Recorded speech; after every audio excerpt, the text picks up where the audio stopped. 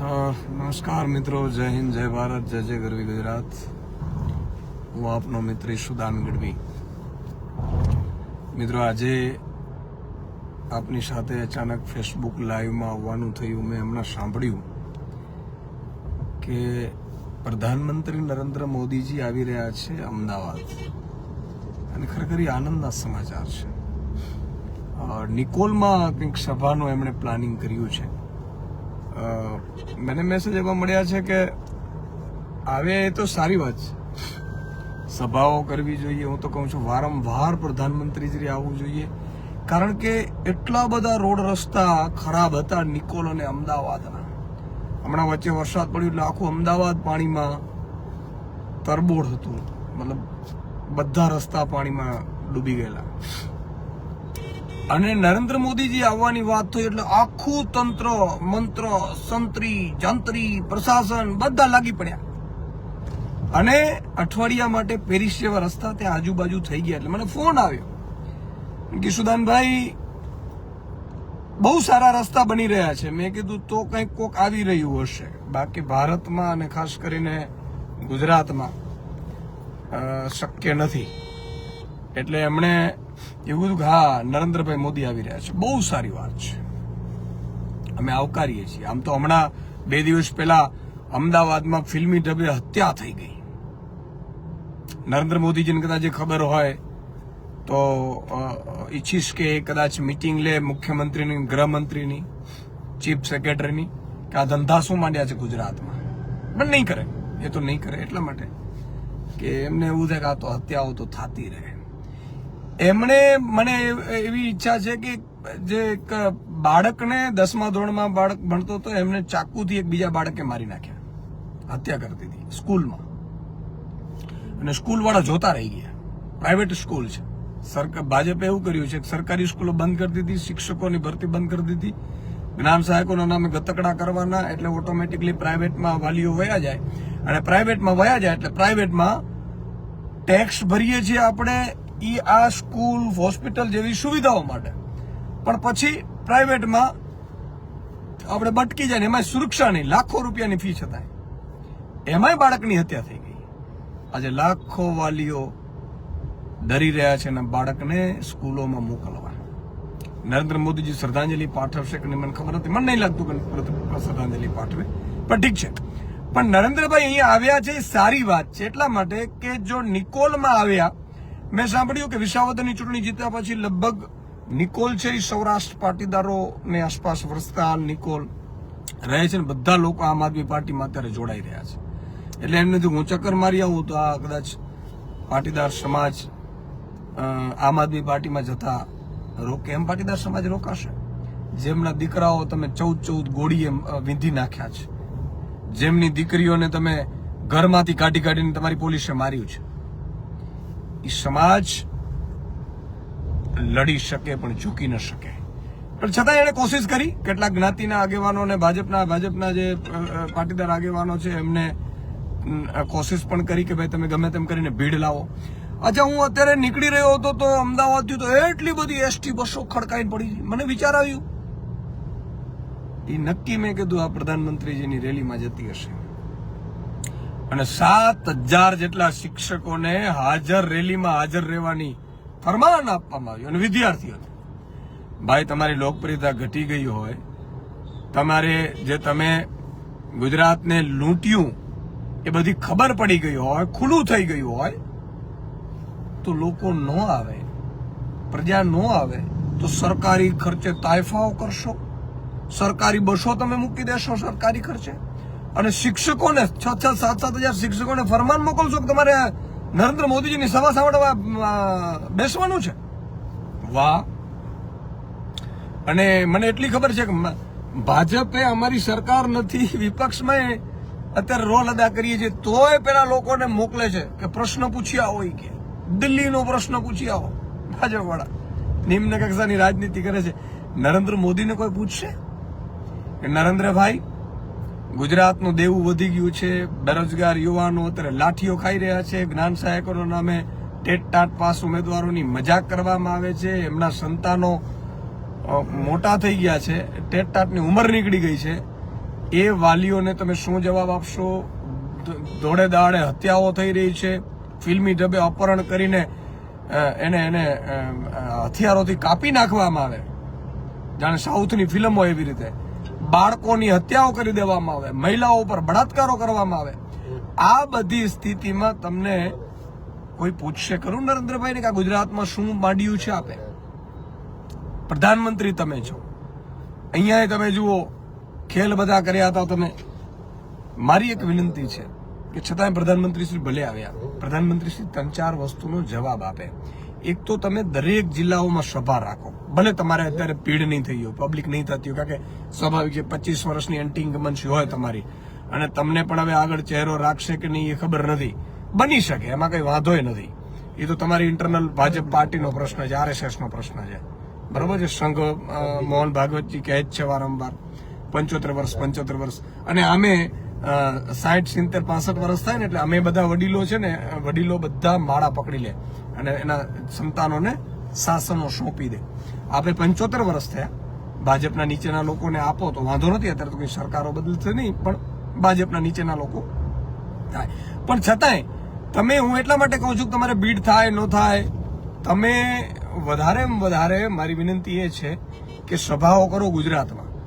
ભલે તમારે ભીડ ન થાય તો તમે શિક્ષકોને બોલાવી લ્યો, એને ભણવાનું એને બંધ કરાવડાવી દો. તમે ST બસો જે ગરીબો માટે છે, સામાન્ય મધ્યમ વર્ગ માટે છે, એમને તમે તમારા ભીડ વ્યક્તિ કરવામાં કરી લ્યો. એ લોકો તો બિચારા એક દિવસ મુશ્કેલી ભોગવી લેશે, અમે ટેવાઈ ગયેલા છીએ અમે. પણ એનાથી રોડ રસ્તા સારા થશે, તંત્ર જાગશે. અહીંયા મંત્રીઓનો હાલતું નથી કઈ, જે રામજી કી છે. તમે જુઓ રસ્તા એવા ખસ્તા હાલત થઈ ગઈ છે ગુજરાતમાં. વિચાર થાય આપણે કે આ થઈ શું રહ્યું છે ગુજરાતમાં. એક જગ્યાએ રસ્તો સારો નથી, કરોડો રૂપિયા લૂંટાય છે. અને બ્રિજ તો ભાજપના નેતાઓ નરેન્દ્રભાઈ એવું અંદરો અંદર વાતું કરે છે ને, દીકરા સંતાનોને કહે છે કે બેટા આ બ્રિજની નીચે ઉભી ન રહેતી તું દીકરી કે દીકરા, કારણ કે અમારા ભાજપના બનાવેલા છે, ગમે ત્યારે પડે. આવી હાલત થઈ ગઈ છે. તો એના માટે પણ તમે એકાદ મીટિંગ લેશો એવી મારી વિનંતી છે. તો મિત્રો, આજે નરેન્દ્રભાઈ મોદીની નિકોલમાં સભા છે, એમાં કંઈક ખૂબ બધી બસો મૂકવામાં આવી છે સરકારી. પોતે પ્લેનમાં આવશે, લગભગ 8,500 કરોડ કે સમથિંગનો પ્લેન હશે, એક ચેક કરી લેજો. બહુ મોટું છે, વિશાળ. એ તમારા મારા ખર્ચે આવશે. એ ખર્ચ કદાચ એક દિવસનો ખર્ચો પ્રધાનમંત્રીનો ગણીએ તો મને લાગે છે આંગણવાડી બહેનોને પૂરતો પગાર 2 કે 4 વર્ષ સુધી આપી શકાય ને એટલું થઈ જાય. ઠીક છે, એ તો પ્રધાનમંત્રી છે ભારતના, પણ એ આવે છે નિકોલની આસપાસના વિસ્તારોમાં. ડોમમાં મેં જોયું યાર, રોડ બનવા માંડ્યા, ડોમમાં રસ્તાઓ બનવા માંડ્યા. આહા, વાહ ભાઈ વાહ. તમે તો જિલ્લે મુલાકાત લો મારવાના, તો ભલે પબ્લિક થાય કે ન થાય, 2-4 લોકો 5 લોકો તો ગમે ત્યાંથી એ આવી જશે. અને બાકી શિક્ષકો ને વિદ્યાર્થીઓ તો છે જ, એને આદેશ કરી દો. તમારા ભાજપના નેતાઓની જે સ્કૂલો છે એને આદેશ કરી દો. અને વધારે તમે જાશો ને એટલે રોડ રસ્તા કમસે કમ બની જાય. મારા ખંભાળિયામાં બહુ હાલત ખરાબ છે. મારે લોકો ત્રાહિમામ પોકારી ગયા છે. અહીંયા કોઈ કામ કરતું નથી, અધિકારીઓ કામ કરતા નથી, એટલે રોડ રસ્તાની હાલત હોય. અચ્છા, એકવાર તમે છે ને ખાતર, જયારે ખેડૂતો ખાતરનું જે છાંટવાનું આવે ને યુરિયાને, તે દિવસે તમે એકવાર ચક્કર મારો. જે લાઈનમાં સવારે 5 વાગ્યાથી ઉભા હોય છે. એકવાર તમે ગોંડલ સાઈડ નીકળો, APMC બાજુ, ભાઈ શ્રી નરેન્દ્રભાઈ, સન્માનીય નરેન્દ્રભાઈ, 3-4 કિલોમીટર 5 કિલોમીટરની લાઈનો હોય, કોઈ લેવા વાળું ન હોય માલ, અથવા તો માલમાં એટલું વેઇટિંગ હોય. આ વ્યવસ્થા આપણે 11 વર્ષમાં કરી. તમને ખબર હોય તો નરેન્દ્રભાઈ, તમે અમારા પ્રધાનમંત્રી છો ને, તમે અમને વચન આપ્યું હતું કે ભાઈઓ બહેનો 1500 રૂપિયા કપાસનો ભાવ પોસાય, તમે 1200 ઠોકી દીધું. અને હજી તમે ઉપરથી અમેરિકાના કપાસને ઇમ્પોર્ટ ડ્યુટી ફ્રી કરીને સસ્તું કરી દીધું, એટલે અહીંયા હવે ઠાલવી દેશે એ લોકો. એટલે અહીંયા કપાસ પકાવતા આપણા ખેડૂતો હેરાન થશે. તમે એવું કીધેલું કે ખેડૂતોને પાક વીમો મળવો જોઈએ. પ્રધાનમંત્રી ફસલ વીમા યોજના ચાલુ કરી, આખી લૂંટેરી યોજના અમારા ખેડૂતોને લૂંટીને વેગી 18-19 થી બાકી છે રૂપિયા, બાકી બંધ કરી દીધી. નરેન્દ્રભાઈ, આવું ચાલે યાર? નરેન્દ્રભાઈ, મારી આપને વિનંતી છે કે ભગવાન રામે રામાયણમાં એવું કીધેલું છે કે રઘુકુળ રીત સદા ચલી આવી, પ્રાણ જાય વચન ન જાય. આપ ખંભાળિયા બાજુ આવો, રસ્તા બહુ ખરાબ છે, અહીંયા ખેડૂતોની હાલત ખૂબ ખરાબ છે. આમ તો આખા ગુજરાતના તમામ જિલ્લાઓમાં, હું તો આખું ગુજરાત ફરું છું અને ફરી રહ્યો છું, પીડાઓ સમજી રહ્યો છું, જાણી રહ્યો છું. ક્યારેક ક્યારેક રડવું આવી જાય. ઈશ્વર આટલી બધી અબાધ સત્તા તમને આપી છે, 156 ને પ્લસ 5-7 બીજી આપી દીધી, 161 પહોંચી ગયા તમે, તોય ગુજરાતનું કોઈ ભલું ન કરી શકે. એટલે ગુજરાતમાં કોઈ સારી વ્યવસ્થા, કાનૂન વ્યવસ્થા નથી, ન્યાયપ્રિય ગુજરાત નથી. અત્યારે કોઈ પણ ભાજપનો લુખો કોઈ પણ નાગરિકને મારી આવે કે છરું મારી દે, ભાજપનો લુખો કોઈ પણ નાગરિકની દીકરીને ઉપાડીને બળાત્કાર કરી દે, એના વિરુદ્ધ ફરિયાદો ન થાય. સાહેબ ભાજપનો નેતા છે. એટલે સાહેબ આટલો અહંકાર તો રાવણને નહોતો. આ હાલત ગુજરાતની થઈ ગઈ છે. માનનીય નરેન્દ્રભાઈ, નજર તો ફેરવો મારા વાલા. તમે આજે કેટલી હદે ગુજરાતને ભૂલી ગયા છો. તમે એવું કહેતા હતા કે ગુજરાતને મિત્રો અન્યાય ન થવું જોઈએ, થપ્પડવાળી એડ આપણે આપતા હતા. ગુજરાતને અન્યાય, ટીવીમાં એક બેન આવતા હતા, તપાટ કરતી, થપ્પડ મારતા હતા. ત્યારે જે ગુજરાતને ગ્રાન્ટ મળતી હતી એના કરતા હવે ગુજરાતને ગ્રાન્ટ અડધી મળે છે. મારા વાલા આવું કરવાનું? તમે કહેતા હતા કે મોસાળે જમણવારને માં પીરસનાર, એટલે દીકરાને બહુ બધું આપે. કાંઈ આપ્યું નહીં. બાબાજીને ઢૂલું આપ્યું. તમને બિહારની ચૂંટણી છે એટલે બિહારમાં આપી દો છો, એનો અમને વાંધો નથી, બીજે ગમે તે આપો. ગુજરાતીઓ શું ગુનો કર્યો મારા વાલા? તમને પ્રધાનમંત્રી બનાવ્યા. તો મારી એક વિનંતી છે કે અત્યારે 7,000 જે શિક્ષકો છે, તો તમે વિચાર કર્યું કે 7,000 શિક્ષકો અત્યારે આજે ભણાવશે નહીં તો શું હાલત થશે? અને બધા વિદ્યાર્થીઓને, એટલે આપણે ભીડ દેખાડવા આવું બધું કરવું પડે, અને એટલું કરવું એ સારું નહીં. બેફામ હત્યાઓ થતી હોય, દીકરીઓની આબરૂ લૂંટાતી હોય. તમે એવું કીધું હતું બહેનો પોસ્ટકાર્ડ લખશો, તમે ક્યાં પોસ્ટકાર્ડ લખીએ સાહેબ? ક્યાં કોઈ મળે છે? તમે એક બેન હરણી બોટકાંડમાં 2 બહેનોના દીકરા મૃત્યુ પામ્યા છે, સંતાનો, એક દીકરીને.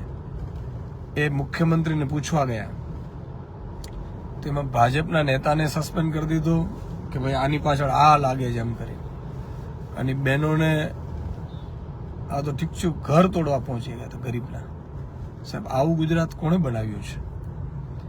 અને એટલી હદે અહંકાર છે, એટલી હદે લૂંટ ચાલે છે, એટલી હદે. એક યોગેશભાઈ કે યશુદાનભાઈ ગઢવી, કાપડિયાળી ગામ, કેનાલ ગામ પૂરું કરવામાં આવે એમ નમ્ર વિનંતી છે. યશુદાનભાઈને ઘણા બધા રજૂઆતો કરે છે, ઘણા બધા મને પત્રો લખે છે કે યશુદાનભાઈ આ અહીંયા અમારે કામ બાકી છે, અહીંયા અમારે કામ બાકી છે. અમે વિપક્ષ તરીકે ઉઠાવીશું અવાજ તો, પણ મારી સરકારને વિનંતી છે કે 30 વર્ષના વાયા વીત્યા પછી જો આપણી આ હાલત હોય, બહુ ખરાબ કહેવાય. બાબાભાઈ કહે છે હકીકત વાસ્તવિકતા મુદ્દાની વાત કરી, વર્તમાન સરકારની પરિસ્થિતિ જણાવી. મિત્રો તમે બધા લોકો પીડિત છો, મને ખબર છે. જે લોકો પીડાય છે, જે લોકોને એમ થાય છે કે મારો અવાજ કોઈ સાંભળતું નથી, તમે તમારા ફેસબુક, ઇન્સ્ટાગ્રામ, ટ્વિટર ઉપર વિડીયો બનાવો, અપલોડ કરો, લાઈવ થાઓ. રોડ રસ્તાના પ્રશ્નો હોય, સરકારી અધિકારીઓની દાદાગીરી હોય, બુટલેગરોના પ્રશ્નો. હમણાં અમદાવાદમાં એક બહુ સરસ ઘટના બની. નરેન્દ્રભાઈ તમે આવ્યા છો તો હું તમને કહી દઉં, મારી વાત તો તમને કોઈ પહોંચાડશે નહીં, પણ માનનીય સન્માનીય પ્રધાનમંત્રી શ્રી, તમે અમારા બધાના પ્રધાનમંત્રી છો. અમદાવાદમાં એવી ઘટના બની કે એક દારૂના અડ્ડા ઉપર પત્રકારોએ રેડ પાડી કે યાર અહીંયા દારૂના અડ્ડા ચાલે છે. પત્રકારોને રેડ પાડી એટલે ખબર નહીં મુખ્યમંત્રી, ગૃહમંત્રીને શું તકલીફ પડી હશે, અધિકારીઓને. એ પત્રકારો ઉપર ફરિયાદ કરી નાખી. તમે દારૂમાં અડ્ડાનો ઉપર રેડ પાડો અને પાછા ખુલ્લેઆમ દારૂ બેઠા છે, વેચાય છે, દેખાડો છો એવા. અને પછી બુટલેગરને એવું કીધું તું ફરિયાદ કર ભાઈ, કે તારી પ્રિમાઇસીમાં ગેરકાયદેસર ઘૂસ્યા હતા. વાહ ભાજપ વાળા વાહ, તમને વંદન છે. તમારી જનતાઓને વંદન છે કે આ ધરતી ઉપર તમને જન્મ આપ્યો ને તમે એમને લૂંટ્યા, ખરેખર. અને આવી રીતે લૂંટ્યા એમ સરકારમાં બેસીને. આવું તો કંશે નહોતો કરતો. કંશે થોડું ઘણું માન સન્માન રાખતો હતો. તમે તો હદ કરી નાખી. તો નરેન્દ્રભાઈ આ વસ્તુની તમને ખબર ન હોય ને તો મારી વિનંતી છે કે ક્યાં તો તમે માઇક કોકને નીચે આપજો, કે કોઈને પ્રશ્નો હોય તો મને પૂછો, તમને ખબર પડશે પ્રશ્નોની જડી વર્ષ. અને ખાસ કરીને આ દારૂનો આવશે અડ્ડાનો, ખરેખર તો પોલીસ હપ્તો લે છે એ સાબિત થઈ ગઈ હોય તો જ FIR થાય પત્રકારો ઉપર, એક મીડિયાના મિત્રો ઉપર. અને મજાની વાત જુઓ તમે, ખરેખર તો આ મુદ્દો ડિબેટેબલ હતો. બધી ટીવી ચેનલો ગુજરાતી મીડિયામાં પણ ચાલવું જોઈતું હતું. હું તો મીડિયાનો હું પત્રકાર છું ભાઈ, મૂળે તો હું પત્રકાર છું, ઇન્વેસ્ટિગેટિવ જર્નાલિસ્ટ રહ્યો છું. કયા મુદ્દા કઈ રીતે ઉઠે હું બેખૂબી જાણું છું. હું ચેનલમાં હતો, ઈશ્વરની કૃપાથી, મા જગદંબાની કૃપાથી, કામાઈમાની કૃપાથી એ ચેનલ નંબર 1 બનાવી હતી. પણ મારું કહેવાનું એ છે કે ડિબેટેબલ તો ન બન્યું. કોનો ફોન ક્યાં જતો હોય બધી ખબર તો જ હોય, મને મારાથી બોલાતું ન હોય, પણ એ સારું નથી. તમે પ્રજાનો અવાજ દબાવી શકશો, તમે પ્રજાને દબાવી શકશો, પણ તમે એક ગરીબ વંચિતની બદદુઆને ક્યારેય અટકાવી નહીં શકો. જે દિવસે એની બદદુઆ લાગશે, જે દિવસે એના અહીંયા ફાટમાંથી નીકળશે. એ પત્રકારોએ ખરેખર તો પોલીસ પગાર લે છે દારૂનો અડ્ડો ન ચાલે એટલા માટે, ગૃહમંત્રી પગાર લે છે કે કાનૂન વ્યવસ્થા દારૂ ન વેચાય, મુખ્યમંત્રી પગાર લે છે, મુખ્યમંત્રી ગૃહમંત્રીને મુખ્યમંત્રીને હેલિકોપ્ટર આપીએ છીએ, ચાર્ટર પ્લેન આપીએ છીએ 200 કરોડનું, અને એમાં પાછો ફ્યુલે આપણે પુરાવીએ છીએ કે જેથી કરીને અને પૂરી સિક્યુરિટી સાથે. ઈ મુખ્યમંત્રી પોતે દારૂના અડ્ડા બંધ ન કરાવી શકે. એક સામાન્ય ઘરના પરિવાર, મધ્યમ વર્ગના પરિવાર પત્રકારી ગયા અને એના ઉપર FIR થાય તો એના દીકરા કે દીકરી સંતાનો શું વિચાર કરતા હશે? કલ્પના તો કરો કે જેણે મારા મમ્મી કે પપ્પા કે દીકરા દીકરીઓ એણે એના વાલીઓ દારૂના અડ્ડાઓ દેખાડ્યા ગુજરાતની સમક્ષ, અને મને એ વાતનો આશ્ચર્ય થાય છે કે એ પીડા તમે એના સંતાનને પૂછજો કે એના મમ્મી પપ્પા એ જે જેલમાં ગયો હોય પત્રકાર, અને એ પણ કામ કરતા બહુ દુઃખ થાય સાહેબ. મજાની વાત તો એ છે કે આ બધી વસ્તુમાં તમારે મારી એક વિનંતી એ છે કે નરેન્દ્રભાઈ તમે ગુજરાતને જુઓ. તમે એમના માનતા કે 156 આવી ગઈ ને 165 આવી ગઈ ને હવે 180 આવવાની નથી. 2022 પછીની પહેલી ચૂંટણી આમ આદમી પાર્ટી લડી. પહેલી ચૂંટણી આમ તો મજબૂતાઈથી આવી એ વિસાવદરની આવી. આમ તો બીજી ચૂંટણીઓ આવી કે જેમાં કોંગ્રેસમાંથી જે ભાજપમાં ગયા હતા જે લોકો, અને ભાજપમાં ગયા હતા અને પછી ભાજપમાંથી જીતી ગયા. કોંગ્રેસની તાકાત નથી ગુજરાતને ભાજપને હરાવી શકે ગુજરાતમાં જનતાને જીતાડવા માટે. કોંગ્રેસની તાકાત જ નથી, એટલે નથી એટલે તો 30 વર્ષથી પ્રજા એની પાછળ ટીંગાતી રહી બિચારી કે હજી કરે. અને બે જ પક્ષ હતા એટલે શાસકમાં ન હોય એટલે વિપક્ષમાં આવે. પણ મારી વિનંતી એ છે કે આ જે આખી ઘટનામાં તમે હાલત જુઓ, ગુજરાતની જનતાએ નક્કી કર્યું હતું કે અમારે ભાજપને હરાવી છે, ભાજપને પરચો દેખાડવો છે, પણ કોંગ્રેસ વાળા ફૂટી જતા હશે. એક કોંગ્રેસ વાળા કહે છે અમને ખબર નથી, રાહુલ ગાંધીએ કીધું હતું. આપણે તો આમાં પડતા નથી કોણ કઈ પાર્ટીમાં હું કામ કરે. હું ઈશુદાન ગઢવી આમ આદમી પાર્ટીનો પ્રદેશ અધ્યક્ષ છું. આમ આદમી પાર્ટીને એક નેતા કઈ રીતે લીડર બને, કઈ રીતે મજબૂત બને, આમ આદમી પાર્ટીનો કાર્યકર્તા કઈ રીતે જાગૃત થાય, કઈ રીતે પ્રજાનો અવાજ ઉઠાવે, કઈ રીતે ચૂંટણીઓ લડે જીતે, એ માટેનું મારું લક્ષ્ય હોય છે.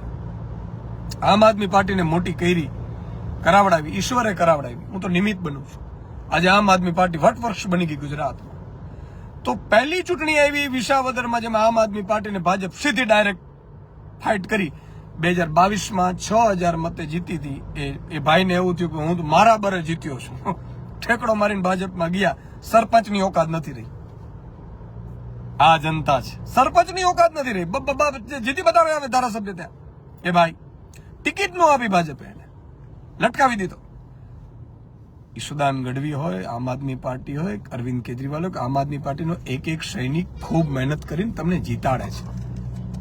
અને તમે એમ સમજો છો કે તમે પ્રજાને દગો દઈને ઠેકડા મારી જશો ને તમે તમારે જીતી જશો ને આમ કરી નાખશો. હાલત ખસ્તા કરી નાખી. અને 6000ની લીડ હતી ને 18000 લીડ આવી. તો નરેન્દ્રભાઈ ગુજરાતમાં 156 આવી, એ કોંગ્રેસના કારણે આવી હતી. હવે યાદ રાખજો, ત્યાં કોંગ્રેસની ડિપોઝિટ ડૂલ થઈ ગઈ વિસાવદરમાં. જ્યાં આમ આદમી પાર્ટી 182 ઉપર લડવાની છે અને તમામ વર્ગને લઈને લડવાની છે, આગામી તાલુકા જિલ્લાઓમાં લડવાની છે. અને લગભગ તમને મિત્રો આશ્ચર્ય થશે, નરેન્દ્રભાઈ તમને પણ, કે ગુજરાતમાં અત્યારે આમ આદમી પાર્ટીનો ડંકો વાગી રહ્યો છે. વિસાવદરની જીત પછી દરેક જગ્યાએ એમ કે છે કામ કરવાની તો વિસાવદર વાળી થશે, વિસાવદર વાળી થશે. એનો મતલબ એ છે કે એક વ્યક્તિ ભાજપને હરાવવા તત્પર બનીને આમ આદમી પાર્ટીના ઝાડુને જીતાડી અને ગંદકી સાફ કરી નાખશે. અને દરેક જિલ્લાઓમાં, દરેક તાલુકાઓમાં ગોપાલ ખડા કરવાના છે. આપણે ગોપાલ જેવા લડવૈયાઓ ખડા કરવાના છે. એ અમારી જવાબદારી છે સાહેબ, અને અમે કરીને બતાવીશું. તો મારી એક વિનંતી છે સૌને, તો કે તાલુકા જિલ્લા પંચાયતની ચૂંટણી આવે છે. અત્યારે ઓપન ટુ ઓલ કરનારી પહેલી પાર્ટી હિન્દુસ્તાનમાં સાહેબ. ભાજપ કોંગ્રેસ શું કે તમારે તાલુકાની સીટ લડવી એક જીતવી ને એટલે ચપ્પલ ઘસાઈ જાય. સાહેબ માટે બ્રેડ લઈ આવે ને, કોઈ દારૂ પીતા હોય તો દારૂની વ્યવસ્થાઓ કરે ને, પ્રમુખશ્રીને આમ કરે ને, પ્રમુખશ્રીને આમ કરે લઈ જાય. અહીંયા કોઈ પ્રમુખશ્રીને કાંઈ ચાપલુસી કરવાની જરૂર નથી આમ આદમી પાર્ટીમાં. મિત્રો, તમે લડવૈયા છો, તમે લડવા માંગો છો, તમે પ્રજા માટે લડો છો, પ્રજા માટે લડવું છે. ભાજપ કોંગ્રેસની લાઈનમાં નથી તો આમ આદમી પાર્ટી તમને ટિકિટ આપશે, તમને જીતાડશે અને પ્રજાની સેવા કરવાનો મોકો આપશે. આ પહેલી પાર્ટી હિન્દુસ્તાનમાં સાહેબ કે જેણે આમ આદમીને આપી. અત્યારે શું થાય છે, સાંસદ હોય ને ભાજપના, એના દીકરા દીકરીને ગોઠવી દઈએ. કોંગ્રેસના સાંસદો એના દીકરા દીકરી ગોઠવાઈ જાય તાલુકા જિલ્લામાં, બીજાનો વારો જ નહીં આવે. બીજા બધાનું શું ગાભા જ સાફ કરવાના? નહીં, આમ આદમી પાર્ટી એવું નહીં કરવા દે. આમ આદમી પાર્ટીએ મિત્રો નક્કી કર્યું છે કે એક એક આમ આદમીને, સામાન્ય જનતાને ટિકિટ આપવી છે જે લડવા માંગે છે. એટલે મારી સૌને વિનંતી છે, અત્યારે પણ ઓપન ટુ ઓલ છે. બધા ફોર્મ, ઉમેદવારી પત્રો ભરીને મોકલી રહ્યા છે. સેંકડો ઉમેદવારી પત્રો અત્યારે આવી ચૂક્યા છે. અમારી ટીમો સ્ક્રુટિનીમાં લાગી છે. જિલ્લા સ્તરે સ્ક્રુટિની થશે, સેન્ટ્રલ સ્તરે સ્ક્રુટિની થશે. અને જે લોકોને મારી વિનંતી છે કે એ જ લોકો આમ આદમી પાર્ટીમાં લડે જે આમ આદમીની વિચારધારા, કામની રાજનીતિ, માનનીય અરવિંદ કેજરીવાલજી, સુદાનભાઈ અને આખી ટીમની મહેનત, એની જે લક્ષ્ય છે, એની તમન્ના છે, એ પ્રજાની તમન્ના છે, એ અમારી તમન્ના છે. તો પ્રજાની આશા અપેક્ષાઓ પૂરી કરવા વાળા જ અહીંયા આવે. ઠેકડા મારવા વાળા ન આવે. અમારે જરૂર નથી કોઈની એવી કે અહીંથી ત્યાં, ત્યાંથી ત્યાં, ત્યાંથી ત્યાં જાય. 2 સીટો ઓછી આવશે ચાલી લેશું, વાંધો નથી, પણ ગદ્દારોને સ્થાન નહીં આપીએ. તો મારી આપ સૌને વિનંતી છે, તમામ લોકો આમ આદમી પાર્ટીમાં જોડાઓ. અને નરેન્દ્રભાઈ પણ હવે મને લાગે છે થાક્યા છે, કારણ કે ઉંમર થઈ છે, 75 વર્ષ થયા. અને હવે તો હું તો એમ કહું છું 1, 2, 5 વર્ષ ભક્તિ કરી લેવા ઈશ્વરની. મનુષ્ય અવતાર છે ને, બહુ સાહેબ અમૂલ્ય અવતાર છે મનુષ્ય અવતાર. મનુષ્ય અવતારને આવી રીતે વેડફી નાખવાનું નથી હોતું. મને તો એ નથી સમજાતું. આટલા વર્ષો સુધી હું સાહેબ રાજનીતિમાં આવ્યો છું, પરિવર્તન, વ્યવસ્થા પરિવર્તન માટે આવ્યો છું કે ભાઈ કોઈ મુખ્યમંત્રી કે 7-15 મંત્રીઓ નક્કી કરીને કોઈ એક ઉદ્યોગપતિને 1 લાખ એકર જમીન શું કામ આપી દે? કાયદો ફેરવી નાખો છે. કોઈ ખેડૂતની જમીનમાંથી થાંભલાઓ મરજી પડે ત્યારે કંપનીઓને કલેક્ટર કેમ નાખી શકે પોલીસને? એ કાયદો ફેરવી નાખો છે. આ બધી વ્યવસ્થાઓ પરિવર્તન, ન્યાય પ્રિય ગુજરાત હોવું જોઈએ. એક પણ વ્યક્તિ, માનો ચમરબંધી હોય, કોઈ ગરીબને એને માર્યો છે, ગરીબની દીકરીને પરેશાન કરી છે, ગરીબને લૂંટ્યો છે, ગરીબની જમીન પચાવી પાડી છે, 24 કલાકની અંદર બીજો દિવસનો સૂરજ ન ઉગે, એને જેલના સળિયા પાછળ ધકેલીને કાનૂનો કડકમાં કડક કાર્યવાહી થાય. આવી વ્યવસ્થા પરિવર્તન માટે સુદાન ગઢવી રાજનીતિમાં આવ્યો છે. 5-10 વર્ષમાં એ વ્યવસ્થા પરિવર્તન બનાવી, કાયદો બનાવીને અમે રાજનીતિમાંથી વિરામ લઈ લેશું. તો નરેન્દ્રભાઈ, તમારે તો ભગવાનની પ્રાર્થના કરી લેવાય. હવે ખૂબ દેશની સેવા કરી પછી શું થાય? અભિમાન આવી જાય, પછી દેશની બધું લાગી જાય. માન લો કે આજે ખેડૂતોનું દેવું માફ ન કર્યું અને તમે ઉદ્યોગપતિનું 16 લાખ કરોડનું કરી નાખ્યું. બધા ખબર બધાને પડે છે. અમારા ખેડૂતો અભણ હશે, ભોળા હશે, જ્ઞાતિવાદમાં માનનારા હશે, પણ બોર્ડ નથી, મૂર્ખ નથી, સમજ બધી પડે છે. પણ એટલા માટે તમારા ઉપર વિશ્વાસ કરતા હતા. એક વાર કદાચ મર્દનો ફાટિયો ભૂલી ગયો, બીજી વાર યાદ કરાવીએ, ત્રીજી વાર યાદ કરાવીએ. તમને ઘણી વાર યાદ કરાવી લીધા. તમે કંપનીઓના જ થયા, એટલે હવે તમે પાપના ભાગીદારે ન બનો. નીચે જે તમે ફોજ તૈયાર કરી છે આખી, તમારા નામ ઉપર મત મેળવીને, નરેન્દ્રભાઈના નામ ઉપર જ મત પડે છે, બાકી તો કોઈ અપક્ષમાં જીતી શકે એમ નથી. તો એ જે ફોજ તૈયાર કરી છે, એ ફોજ જે પ્રજાને લૂંટે છે સાહેબ, હા, ચારે બાજુથી જેસીબીઓથી લૂંટે ને એવી લૂંટ ચલાવે. તો મારી વિનંતી છે કે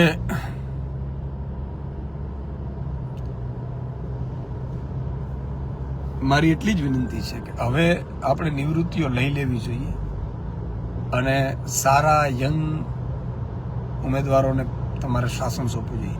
અચ્છા, સરકારી નોકરીમાં આપણે 58 વર્ષે રિટાયર કરી દઈએ છીએ.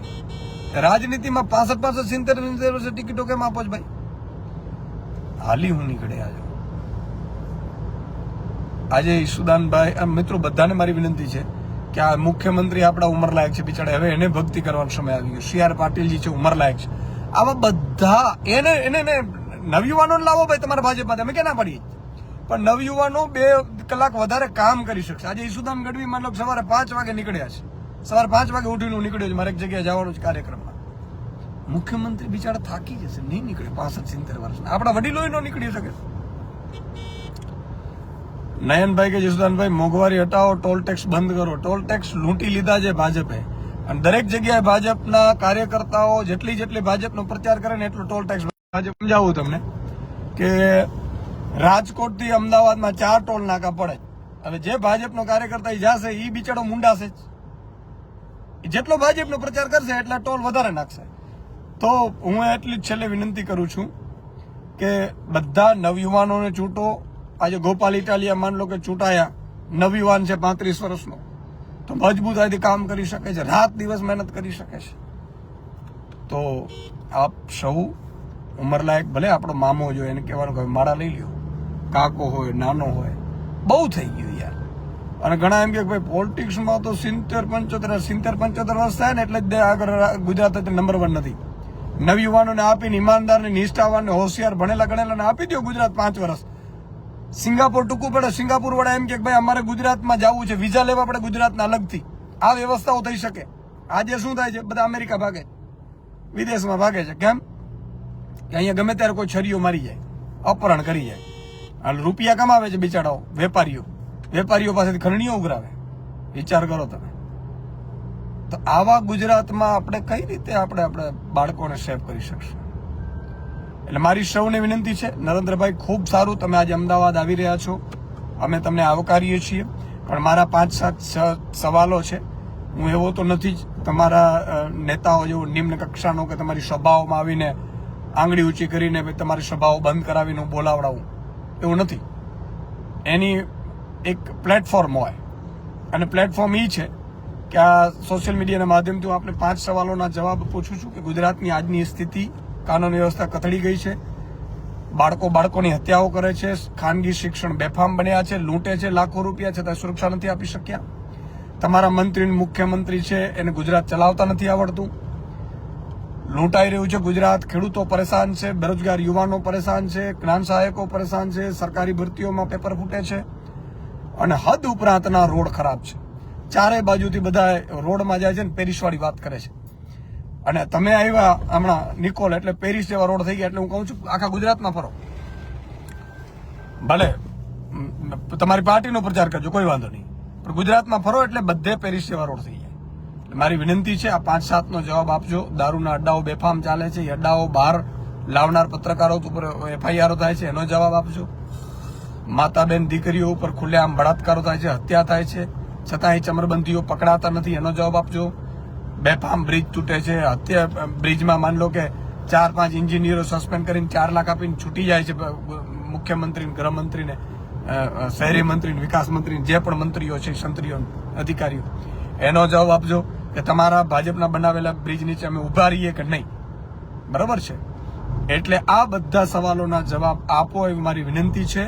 અને પ્રધાનમંત્રી શ્રી આ 5-6 હજાર જે શિક્ષકોના બેસાડવાના આદેશ કર્યા છે, વિદ્યાર્થીઓને બેસાડવાના આદેશ કર્યા છે, તમને કદાચ મને લાગે છે નહીં ખબર હોય તમને તો એમ હશે કે મારી લોકપ્રિયતા છે ને બધા લોકો આવતા હશે, પણ આ તમને મામું રમાડતા હશે. આ 6-7 હજાર શિક્ષકોને બેસાડવાનો ઓર્ડર કરાવડાવ્યો છે, અને તમારા મને સાંભળ્યું તલાટીઓ અને પોલીસને આ બધાને અત્યારે પબ્લિક ભેગી કરવાના ટાર્ગેટો આપ્યા તમને સારું લગાડવા. એનાથી આપણા લાખો બાળકો આજે એક દિવસ ભણ્યા વગર રહેશે, એની પાછળ રહી જશે. તમારી જેટલી સભાઓ થશે એમાં નુકસાન થશે. તો મારી વિનંતી છે કે હવેથી તમારી સભાઓમાં ST બસ ન લાગે, સ્વયંભૂ આવે, પાર્ટી કરે. 6,000 કરોડની પાર્ટી જે ભાજપ પોતાની મૂકી દે તો જે ગરીબો મધ્યમ વર્ગ STમાં મુસાફરી કરે છે ને હેરાન થાય છે. તો ST બસ ન લગાડો, તમે શિક્ષકોને અને વિદ્યાર્થીઓને ન બેસાડો સભામાં. પછી તમારે જે ભાજપ કાર્યકર્તાઓને બેસાડો, આખા ગુજરાતમાંથી બોલાવી લો, કઈ વાંધો નહીં. તો આટલી મારી વિનંતી છે. તમને ખબર નહીં હોય, તમે સારા માણસ છો, આ લોકો બહુ નટારા હોય, તમને ખબર કીએ નહીં વાંચે. એટલે મારી આટલી પણ આપને વિનંતી છે. છેલ્લે પ્રજાને કહું છું કે સારું લાગ્યું હોય તો તમે પણ શેર કરજો આ વિડીયો, વધારેમાં વધારે લોકો સુધી પહોંચાડજો. તમે પણ વિડીયો બનાવજો, તમે પણ જનતાની જાગૃતિ થાય એવું કરજો. અને પ્રજાને સારું શાસન મળે એ માટે સૌ પ્રયાસ કરો. એકલા ઈસુદાનભાઈની કે આમ આદમી પાર્ટીની જવાબદારી નથી સાહેબ, અમે તો નિમિત્ત છીએ. આજે આવીશું, કાલે વ્યવસ્થા પરિવર્તન કરીને નીકળી જશું. તમારે જાગવું પડશે, તમારે ઘરે ઘરે ઈસુદાન બનવું પડશે, તમારે અવાજ ઉઠાવવું પડશે. ડર વગર, ડર્યા વગર તમારે બહાર આવવું પડશે. વધીના લોકો શું કરશે? જેલમાં નાખશે ને જઈ આવીશું જેલમાં. ચેતર વસાવા 1.5-2 મહિનાથી જેલમાં છે જ ને, પ્રજા માટે છે જ. તો મારી આપને વિનંતી છે કે વધીને શું કરશે? જેલમાં નાખશે ને, એનાથી વધુ કઈ નહીં કરી શકે. તો બધા લોકો જાગૃત થાઓ, ઘરે ઘરેથી અવાજ ઉઠાવો, ભાજપ પડાઓને સવાલ કરો, ભાજપ પડાને પ્રશ્નો પૂછો. ખાતર નથી પડતું, બિયારણ ન મળતું તો ભાજપ પડાને ફોન કરો અને તમે તમારી શક્તિ દેખાડો. આટલી મારી વિનંતી છે. જય હિન્દ, જય ભારત, જય જય ગરવી ગુજરાત.